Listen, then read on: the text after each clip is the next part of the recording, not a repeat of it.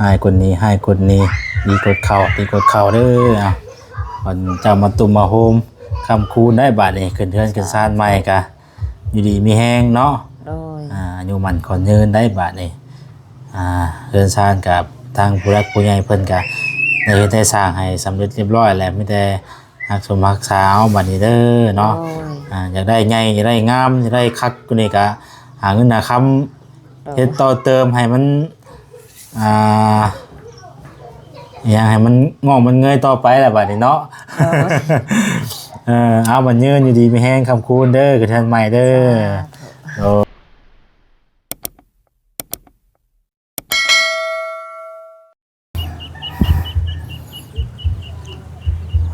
พี่น้องเอ้ยเนาะมื้อนี้ก็เป็นวันที่5พี่น้องเอ้ยเนาะวันที่5ธันวาเป็นวันพ่อเลยพี่น้องเด้อเนาะวันพ่อรัชกาลที่9พี่น้องเอ้ยเนาะวันที่5ธันวาพี่น้องเอ้ยตรงกับวันมื้อนี้ขึ้น15ค่ำเดือน1ปีมะเส็งพี่น้องเอ้ยตรงกับวันพระเนาะถือว่าเต็มมื้อนี้พี่น้องเอ้ย15ค่ำเนาะถือว่าเพ่งจังนะเนาะเดือนเต็มพี่น้องเอ้ยเนาะมือจบมืองามมืองามยามดีมื้อนี้พี่น้องเอ้ยเป็นมื้อขึ้นเฮือนใหม่ของทางเอื้อยนวลเด้อพี่น้องเด้อเนาะถือว่าเป็นมื้อ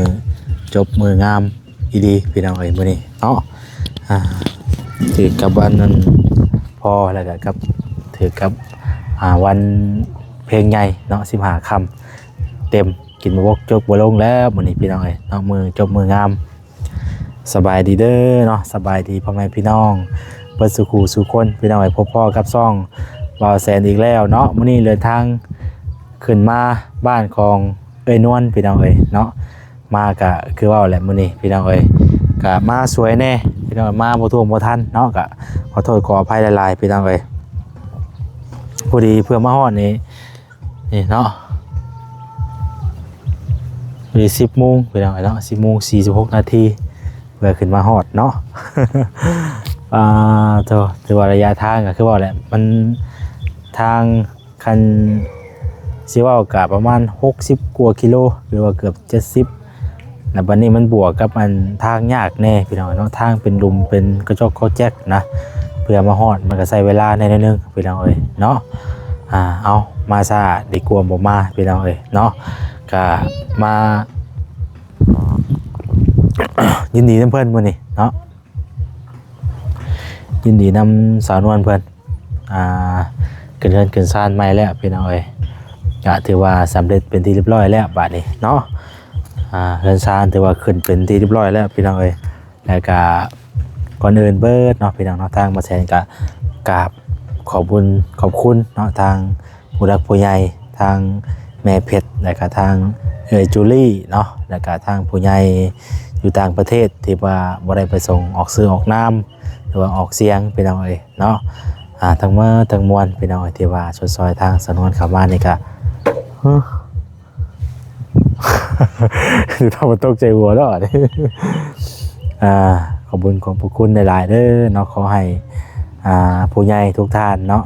จงมีแต่สุขภาพร่างกายแข็งแรงเด้ออายุมั่นยืนยาวอยู่ดีมีแห้งทั้งครอบทั้งครัวเนาะเดินทางไปใส่มาใส่ก็ขอให้ตลอดปลอดภัยเนาะอายุมั่นขอยืนเด้อเนาะขอให้เฮงๆปังๆร่ำรวยเนาะอยู่ดีมีแห้งขอให้เพิ่นเฮ็ดเวียกเหตุการณ์ให้งานอะไรก็ให้เจริญรุ่งเรืองก้าวหน้าต่อไปเนาะขอให้สุขภาพร่างกายแข็งแรงตลอดปีและตลอดไปเด้อเนาะสาธุพี่น้องให้ทางบ่แสนกะบ่มีหยังสิตอบบุญแทนคุณเพิ่นเนาะมีแต่คำอวยชัยให้พรให้เพิ่นอยู่ดีมีแห้งนี่แหละพี่น้องเนาะที่รักๆก็ได้เนาะ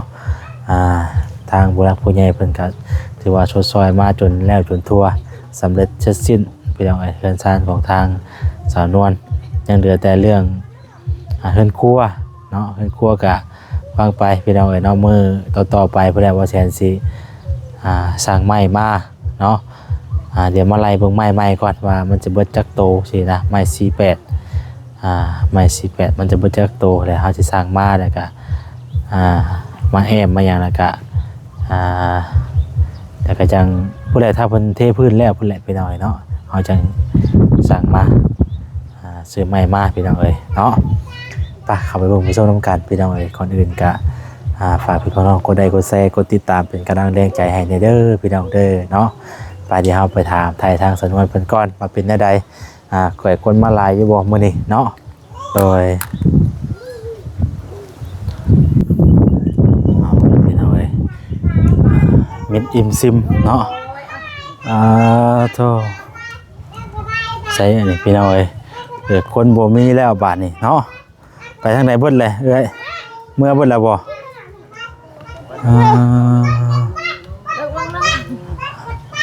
ใช่น่ะ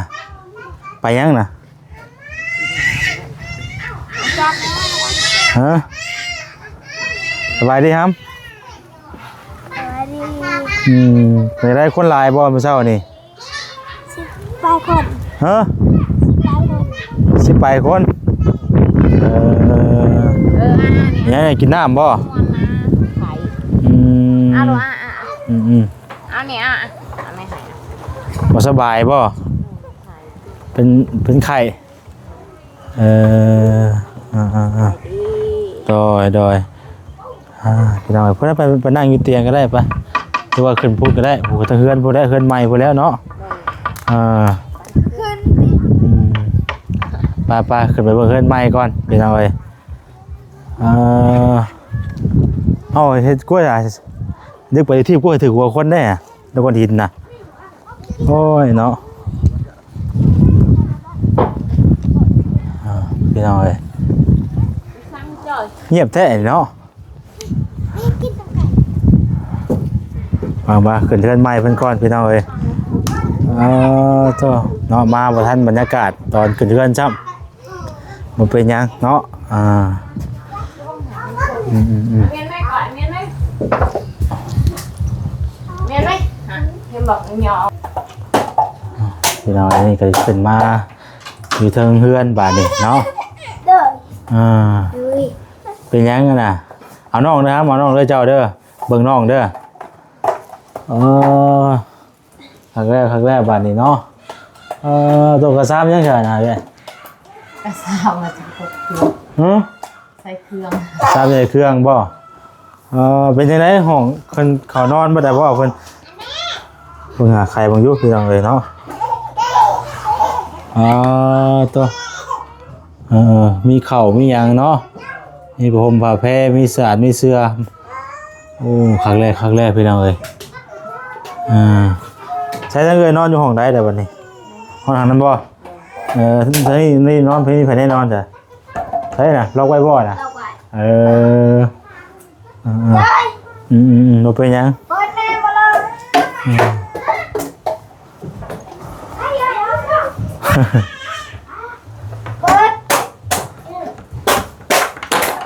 ใช่น่ะตัวพอกันนอนอยู่นี่บ่น่ะนอนเฮือนใหม่ได้บาดนี้เนาะโอ้ครั้งแรกบาดนี้คือจะอุ่นจะช่วยได้บ่แรงนี่เนาะคักพี่น้องเอ้ยนั่งลงอย่าดื้อเด้อมันอยากย่อเนาะมันต้องให้มันสูงๆนิดนึงนะเพิ่นนี่ได้กู้ไว้แล้วเด้อศาสตร์มอนนี่ก็เป็น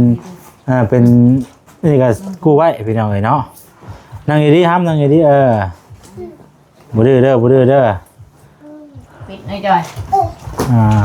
แล้วก็ซื้อกุญแจมาล็อกใช้บัดนี้เวลาสิไปหันไปนี่ก็มันจังสบายล็อกเมียนล็อกเมียนเพราะว่าเทิงๆมันก็เพิ่นแอมบ่ได้เด้มิดชิดบ่ได้พี่น้องเอ้ยเนาะมีปองละบาทนี่ว่าใช่เลยก็ว่าตัวแมลงนี่คือสิได้นอนเฮือนใหม่แล้วแมลงนี่เนาะอุ่นสิช่วยแล้วแมลงนี่มันจะได้คนมาหลายอยู่บ่มื้อเช้านี่หลายอยู่ประมาณจักคน10 ปลายคนมาบ่ทันตอนเพิ่นเฮ็ดพิธีแบบใดแน่ ผูกแขนแล้วก็เอิ้นขึ้นเอิ้นเอา อืมไผผู้ใหญ่ทางไหนเพิ่นมาเว้า ใหญ่น้องกับพ่อใหญ่เอง อืม นั่นน่ะ อืมเมื่อขึ้นอายุดีมีแห้งเนาะ โดย นั่ งดี นั่งอยู่ด้วย ฮะ ไปหาคน เศร้าหาคนโอ้ถือว่าหลายเลยเศร้าหาคนเนาะ เศร้าหาคนเพิ่นว่าพี่น้องเนาะ นั่งน้ำนอนั่งน้ำนอเอาพี่มา เป็นยังไงอยู่ในกินพออยู่บ่ พอ เหลือหน่อยหนึง พอดีเลย โดย พอดี ให้เอ้ยน้องเมื่อคิด เพราะว่าถือว่าพอดีกินเนาะบรรยากาศ โดย พอดีทั่วถึงเนาะ แต่บ่ซื้อ หืม บ่ซื้อผักกะหล่ำมากอะบ่ดอกเอาผัดใส่กัน เพราะว่านี่ว่าแสนซื้อมันมีแต่หมักเล่นเนาะหมักเล่นหมักพริก โดย ผักบัวหัวหอมมานะพี่น้องเนาะผมไม่ได้ซื้อครบหมดนั่นเป็นไรแต่ว่าก็ ครัวเอาแล้วก็เฮ็ดลาบเอาน้ำ ขัวเอาสินะว่าจะซื้อมาให้เลยขัวเอาสินะมันเป็นหยังดอกเนาะ โดย เบิดคือเก่ามีผ้ากระดำกันเนาะ ลงลิ้นกลางเฮาหน่อย เนี่ยวันนี้จะพากันพากันเฮ็ดกันหาเอาบัดนี้อะไรมันสิได้สิมีไปมื้อหน้าพี่น้องเพื่อนชาติเพิ่นก็เฮ็ดให้แล้วเลยเด้ โดย สำเร็จเรียบร้อยเบิดแล้วนอนอุ่นนี่ช่วยแล้วแมลงนี่เนาะ บ่นุ่งเพิ่นเมื่อแล้วบ่ เมืองยาน มาช่องถือ มาสองเทื่อผู้ โดย โอ้มันคือมาสองเทื่อ แม่เพชรเพิ่นมาถามว่าพันในสร้างเมื่อคืนนี่วันศุกร์วันเล็กก็สิออกได้มื้อนี้ เช้านี้มาเลยมันเรื่องนี้ก็มาเมื่อไร นั่งดี นอนฝันดีๆเด้อมะแดงเด้อ อ๋องับไว้ครับเอาลิกตะปูคัดไว้นะ ๆไปไหม ต้องระวังเด้อลูกเต้านี่อย่าให้ไปดิ่นประตู เพราะว่ามันจะหนีบมือขาดได้นี่นะ ย่อย ตัวโอ้ตั้งไข่แล้วบัดนี้ ยืนได้เลย โดย โอ้ไปเป็นซ้ำเนาะระวังเด้อระวังโป้งเด้อคานไปนะเด้อ ขนาดไปหลัดหนอนใช่ไหม ตุ้ยข้างล่างไหน ตุ้ยข้างล่างไหน ไม่ค่อยหมาเลย โอ้ยเนาะน้อยเพิ่นก็นั่นไปหน่อยเนาะลูกหลายคนแบบยังพอดีซ้ำกันบัดนี่เนาะ บัดมันวันอยู่ไปหน่อยโอ้ยบัดนี้เป็นเรื่องงานเฮือนครัวน่ะเพิ่นมานุ่งบ่เพิ่นสิมาเฮ็ดไหน โดย เพิ่นสิมาเฮ็ดมื้อใด มื้ออื่น มื้ออื่นบ่ โดย มานุ่งเพิ่นสิเป็นผู้เฮ็ดให้เนาะเทให้เนาะเพิ่นสิเฮ็ดกับไผ มันคอยนั่นแหละบักอายคอยแล้วก็พอเท้าขึ้นแล้ว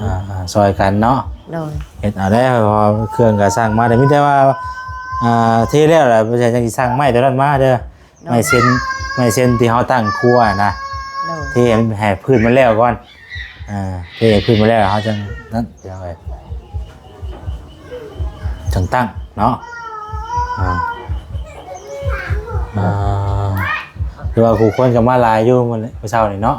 ในที่แต่ว่าบ่ได้เห็นบรรยากาศนำพี่น้องเอ้ยมันก็คือว่าเพิ่นมาสิได้จนช่วยเด่นน่ะเพิ่นมาฮอดกะใช้อันผ่ายบุแคนเบิดแล้วบ่ หมดอายเบิ่งหะในกระทงแม่ปะไว้ อีสัง ใครผู้แคนหะ เราแคนมาอยู่ว่าจะผูกแคนให้ว่ามันยืนอยู่ดีมีแห้งนี่ นี่ได้แม่ไก่ ไก่อ่ะเมียนให้เบาเซน บ่เป็นหยังดอกเอาไว้โทษ เห็นว่านะฮะเบิ่งหรอก ไปโทษเป็นหยัง แกเอาตอนนั้นแล้วอ้นเอามานั่งลง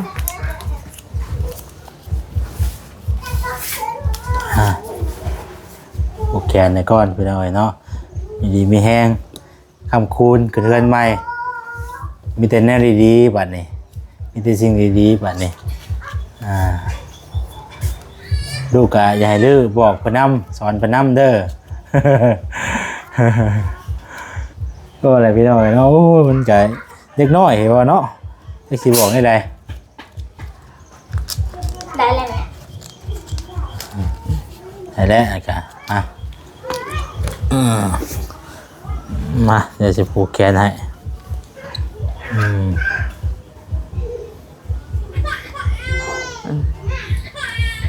ให้เจ้าอุ้มไปลิงไป ให้เลย มันลงมา ไปจ้ะ อุ้มไปลิงใจอุ้มนักไปลิงกัน มาใส่สิผูกแต่แม่ก็ได้แหละมาแต่แม่อยู่ดีมีแห้งนั่นแหละเอาเลยแล้วน้องนะทำเด้อคุณประยูแท้ บ่ม่วนขายทาน้ำบ่หมดมือก็อยู่ อึ๊บมาเลยเอาให้คนนี้ดีกดเข่าเด้อคนจะมาตุ่มมาโฮมคำคูณได้บาทนี่ขึ้นเทือนขึ้นซานใหม่กะอยู่ดีมีแห้งเนาะอยู่มันก่อนยืนได้บาทนี่เทือนซานกับทางผู้รักผู้ใหญ่เพิ่นกะได้สร้างให้สำเร็จเรียบร้อยแล้วไม่ได้หักสมหักสาวบาทนี้เด้อเนาะอยากได้ใหญ่อยากได้งามอยากได้คักกูนี่กะหาเงินหาคำเฮ็ดต่อเติมให้มันอย่างให้มันงอกมันเงยต่อไปแหละบัดนี้เนาะเอามันยืนอยู่ดีไม่แห้งคำคูณเด้อกับท่านใหม่เด้อโดยมาซะว่าพี่น้องเอ้ยมาว่าสิผูกให้เอาให้คนนี้ดีกดเข่าเด้อขวัญเจ้ามาตุ่มมาโฮมทางบักอ้ายพี่น้องเอ้ยใหญ่ไวๆเด้อใหญ่ไวๆซอยเวียกซอยงานแม่เอาน้องซอยแม่เด้อเนาะมีแต่เจ้าแล้วสิได้ให้ทางแม่ได้เพิ่งผ้าใส่ต่อไปในมื้อหน้าเนาะเบิ่งแยงแม่ต่อไปเบิ่งแยงน้องนุ่งเด้อเป็นคนฮู้ผู้ดีเด้อครับเด้อเอานั่นแหละพี่น้องเอ้ยเนาะใจอ่อนคือยิ่งยังให้เลยได้ลูกใสฮะอยากให้เลยได้ใจอ่อนคืออยากให้เป็นยังคืออยากให้สิให้เลยคือให้เนาะคือสิให้ละบาทเอาขาน้องอยู่ดีจ้อยเบิ่งแย่งกันนั่นแล้วเนาะเอาพี่น้องเอ้ยเนาะมีแต่ว่าเฮือนซ่านแล้วก็ทางบ่แซนก็ได้ผูกคอยให้ทางเงินเอ้ยเพิ่นเป็นที่เรียบร้อยแล้วเนาะมีแต่ให้ทางเอ้ยเนาะขอบคุณผู้ใหญ่ผู้เฮ็ดผู้สร้างให้เฮาพี่น้องเอ้ยเนาะตัวนี้มันลืมบ่ได้พี่น้องเอ้ยเนาะบุญคุณของเพิ่นได้เฮ็ดได้สร้างให้เฮาเพิ่นก็บ่ได้ต้องการหยังดอกขอแค่ว่าเฮาอยู่แล้วก็อยู่ไปเนาะแบบว่าดูแลรักษารักษาไปเนาะมันเก็บกวาดหรือว่ารักษาให้มันสะอาดสะอ้างเนาะรักษาความสะอาดให้ดูแลเบิ่งแยงเฮือนซ่านนั่นแหละให้มัน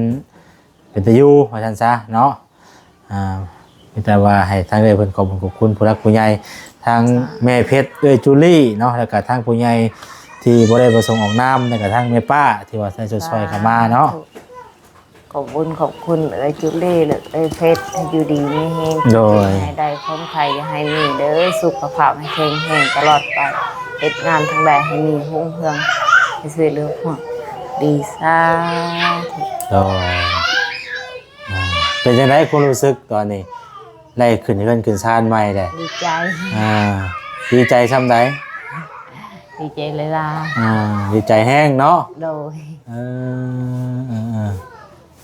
พี่น้องบ่ได้คือได้ฝันว่าตัวเองสิได้เฮือนขนาดนี้เนาะคือว่ามีบุญวาสนาพี่น้องเนาะทางเอ้ยเพิ่นนี่แหละมีบุญต่อกันห้ามจะไปขีดครับเล็กตะปูมันขาดได้เหรอบ่มันจะกู้ไว้แล้วก็ได้พื้นนี่นะโดยม้วนไว้ตัวนี้เพราะตัวใกล้ประตูเฮาจังสิเปิดประตูง่ายๆตัวนี้นะเอาไว้นั่งก็ได้อยากนั่งเอาไว้นั่งตัวนี้เอาไว้แต่ทางกลางคนเดียวพอได้นั่งนี่นะโดยเพราะว่าตัวนี้นะมันสิขาดนะขาดแล้วกู้ห้ามไว้เนาะ เอานอนรับฝันดีแมลงเด้อ โดย มีแต่แล้วสำเร็จในบาทนี่พี่น้องยังแต่เทพื้นก็เฮ็ดครัวก็ถือว่าจบในบาทนี้เนาะต่อไปก็คือว่าอะไรพี่น้องเอ้ยทางเฮาก็จะบ่ได้แบบว่ามาเรื่อยแบบนี้เนาะ โดย ถ้าว่าแล้วเบิดทุกสิ่งทุกอย่างนี่ก็มีแต่ปล่อยให้หาอยู่หากินเองได้บาดนี่ว่าเนาะ โดย คือว่าแล้วทางผู้หลักผู้ใหญ่เพิ่นบ่ได้ซอยเฮาตลอดเด้ โดย เพิ่นบ่ได้ซอยเฮาตลอดยังนั่นโอ้ย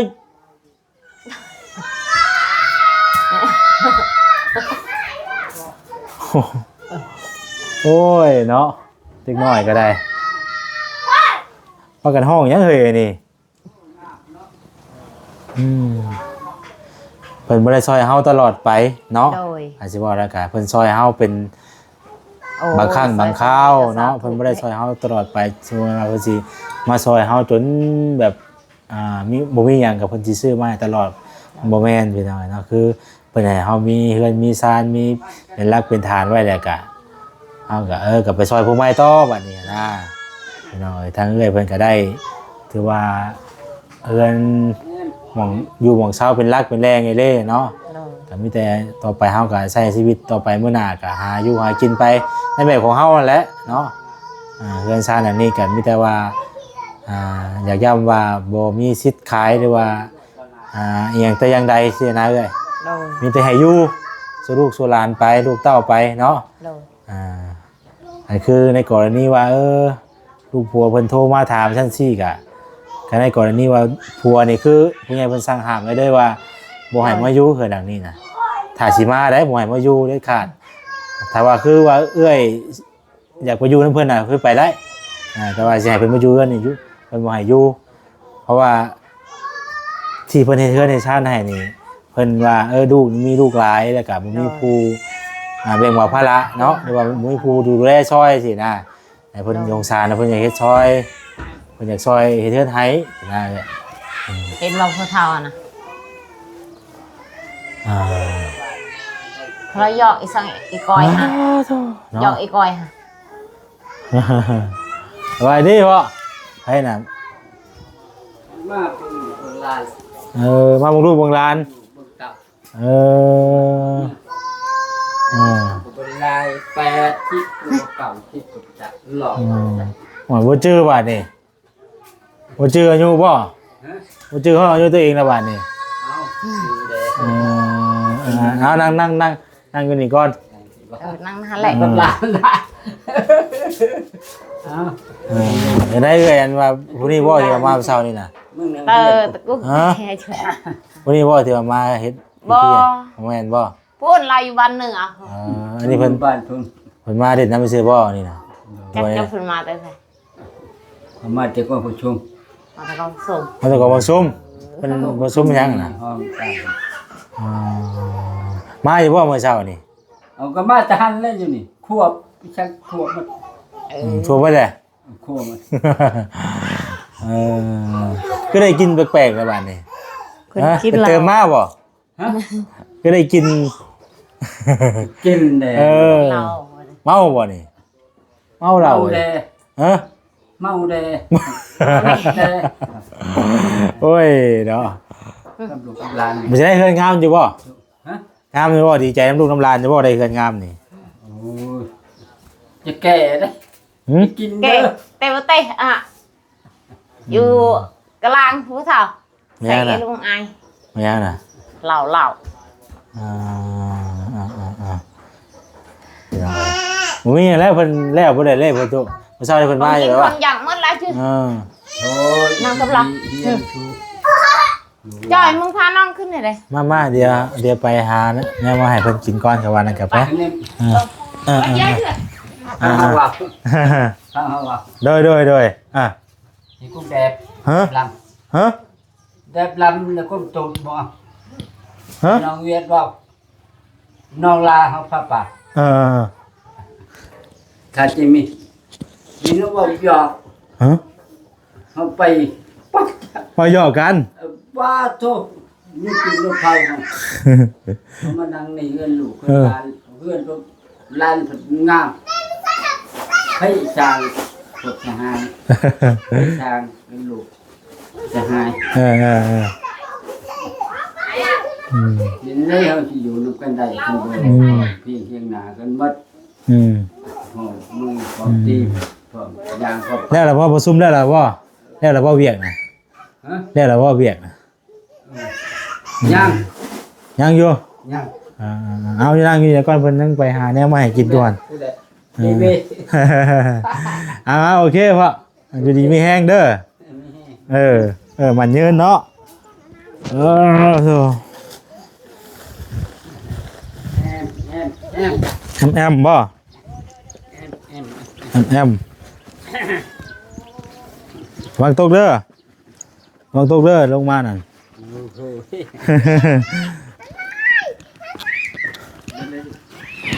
นั่งหันก่อนจัง ตัวโอ้ขนาดมาพากันคุมไว้ได้ยังเอาบ่อยู่วะตัวบอกเพิ่นได้เอ้ยบอกแน่บอกเพิ่นแน่ลูกเต้านะเวลาถ่ายคลิปอะไรให้เพิ่นวนได้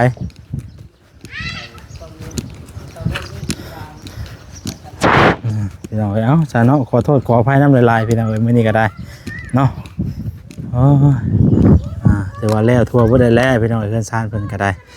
สำหรับคลิปนี้ก็จะขอลำลาไปก่อนอยู่ดีมีแห้งบ่สุขสุขคนพี่น้องเอ้ยเนาะผิดพลาดประการใดก็ขอโทษขออภัยเด้อพี่น้องเด้อสำหรับวันนี้ลำลาไปก่อนแล้วสบายดีพี่น้องเอ้ย